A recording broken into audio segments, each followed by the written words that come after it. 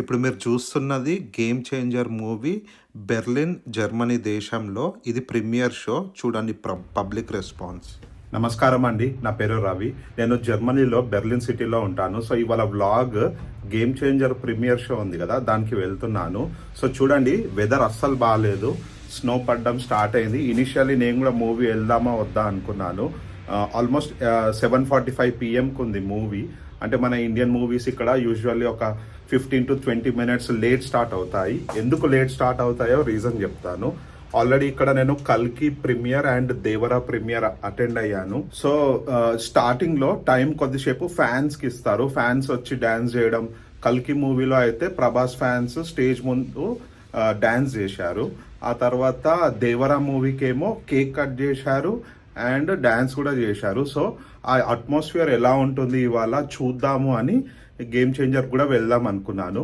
Movie స్క్రీన్స్కి వెళ్ళి చూద్దాము అక్కడ ఎలా ఉందో హైప్. థియేటర్ లో మూవీకి ముందు లాస్ట్ టైం దేవరాకి వెళ్ళినప్పుడు అక్కడ బిర్యానీ లాంటివి పెట్టారు. సో ఈసారి చూద్దాము అక్కడ ఏమి ఉంటాయో.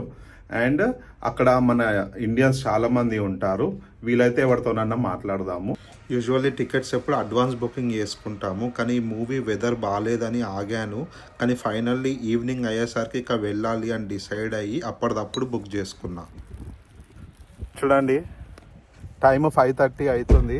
ఇక వెళ్తున్నాము థియేటర్కి. మేము బెర్లిన్ బయట ఉంటాం కదా, చూడాలి ఈ జర్నీ ఎలా ఉంటుందో. మన కార్ చూడండి. ఇప్పుడు ఈ కార్ మొత్తం క్లీన్ చేయాలి. వింటర్లో ఇదో లొల్లి, దీని వాళ్ళు పబ్లిక్ ట్రాన్స్పోర్టేషన్లో పోవడం బెటర్. చూడండి స్నో ఎలా పడుతుంది. ఇప్పుడు థియేటర్ లోపలికి వెళ్దాము.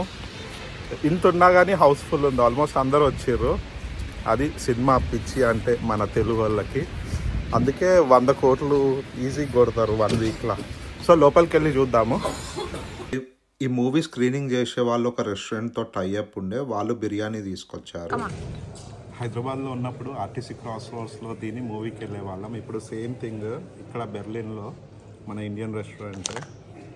బిర్యానీ ఇక్కడ ఆర్డర్ పెట్టుకొని ప్రీ ఆర్డర్ చేసి తిని వెళ్ళొచ్చు. ఇలా ఉంటే full happy food movie.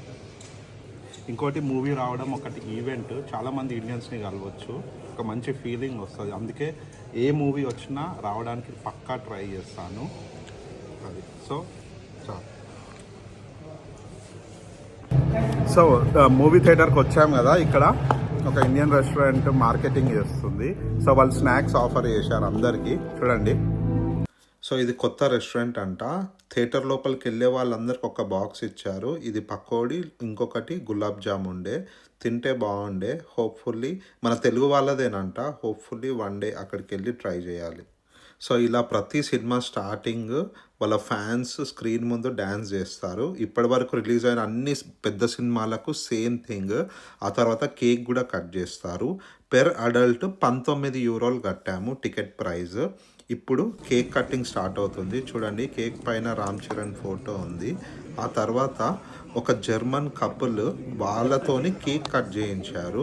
So చూడండి, ఫారినర్స్కి కూడా మనం సినిమాలంటే ఎంత ఇంట్రెస్ట్ ఉంది, అన్బిలీవబుల్. సో ఫైనల్లీ మూవీ అయిపోయింది, ఇంటికి వచ్చాము. సో మూవీని సింపుల్గా చెప్పాలి అంటే సినిమా బాగుంది.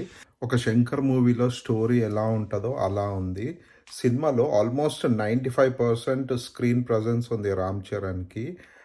రామ్ చరణ్ తర్వాత నెక్స్ట్ ఎస్జే సూర్య విలన్ క్యారెక్టర్కే ఉంది ఇంపార్టెన్స్. మిగతా వాళ్ళందరూ చిన్న ఉంది క్యారెక్టర్. ఈ సినిమాలో నాకు నచ్చింది అంటే సునీల్ క్యారెక్టర్ అస్సలు నచ్చలేదు నాకు. అది ఎందుకు పెట్టారో అర్థమే కాలేదు. But overall it's a good movie, ఫ్యామిలీతో తప్పకుండా చూడొచ్చు. సో ఈ రవి తెలుగు బ్లాగ్స్లో ఇలాంటి ఇంట్రెస్టింగ్ వీడియోస్ చాలా వస్తాయి, మీకు నచ్చుతాయని ఆశిస్తున్నాను. Thanks for watching.